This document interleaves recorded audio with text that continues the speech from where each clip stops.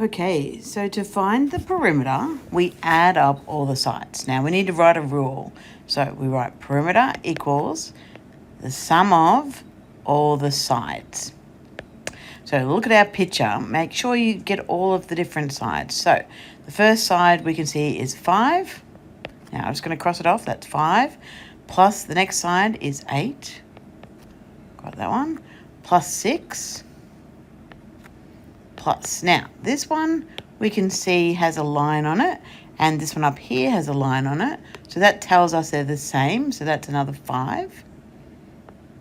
So we've got that side. Now, if we think about the side down here, it is the sum of the 5 up the top and 6 here.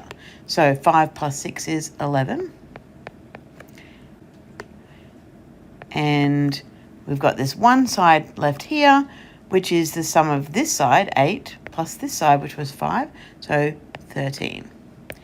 Now you can get your calculator out and add up all of these sides, and the answer is 48. And don't forget, it's really important, you need to put in centimetres as your unit to get all of the marks.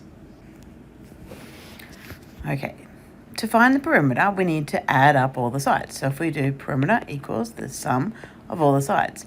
Now, in this shape, we've got this side here, this one and this one. And then we have half a circle.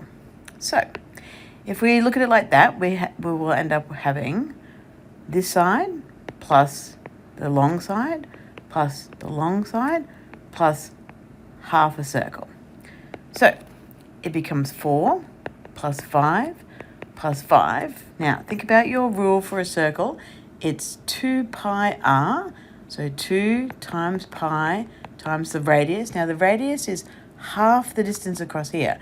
And if the whole distance across here is 4, then half the distance across here is 2. So 2 times pi times 2. Now, that's a whole circle. So what we need to do is divide the whole circle by 2 to end up with the half a circle. Now, we would get our calculator out, and we would punch that into the calculator, and we would find out that it was 20.3. Now, we're not done because we didn't put the units on. So looking back here at the picture, the units are in metres, so we need to put metres in to get the full marks.